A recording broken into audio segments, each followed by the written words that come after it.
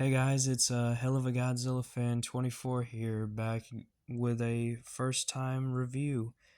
Now, today's review, we are going to be reviewing Star Wars The Clone Wars movie, an absolute god awful movie that should have never existed. But I'm joined by a special guest and best friend of mine, Joshi or Joshi Dirk. So, without further ado, take it away, Joshi. Hey, what's up, guys? My name's Joshi. It's an honor to be here, honestly. And to tell you the truth, he is right about the Clone Wars movie. It's so bad. Oh boy, where do we fucking start? Well, where do you want to start at, Joshi? Well, first off, let's just go with the positives. Yeah, I mean, like, it's better to start off with the positives about this movie rather than start off by trashing on it, but we'll get to that later. But either way, take it away. I think, like, most of these characters are actually good, except for some of the main characters and the cast. But Obi-Wan did his job very well. So did Dooku and maybe, like, Anakin.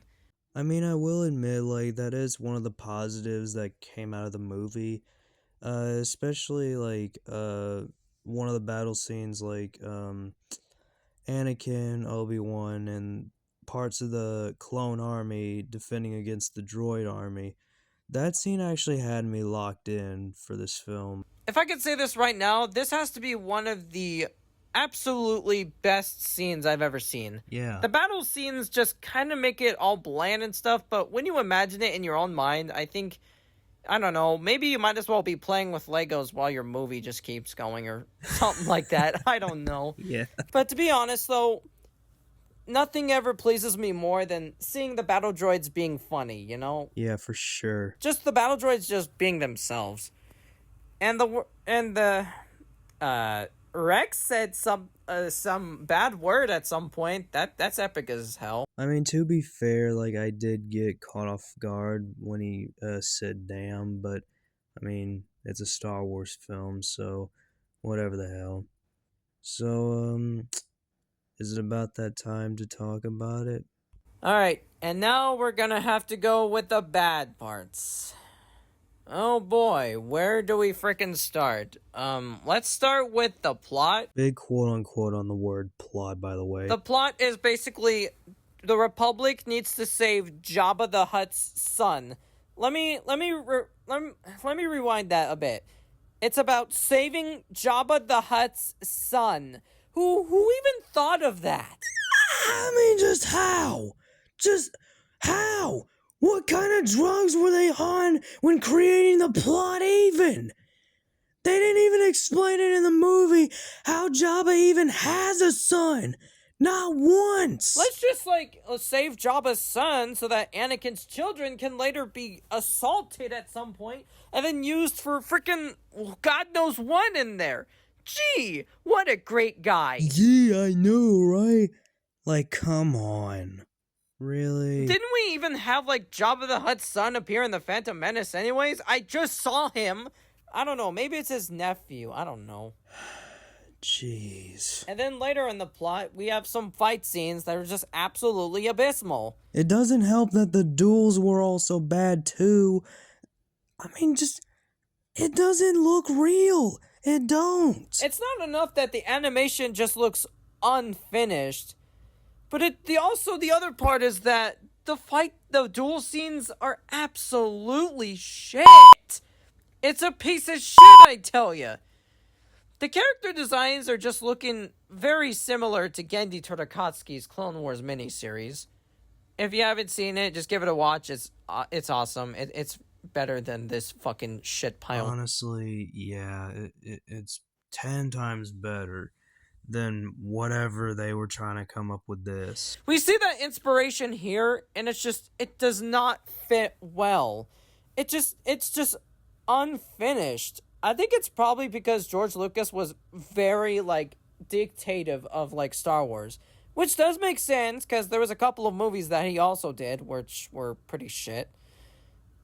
Especially the one that's not Star Wars related, but we don't talk about that at all. Yeah, just no. What we only talk about is that the animation is somehow better than Rebels. Now you must leave before more Rebel stands arrive.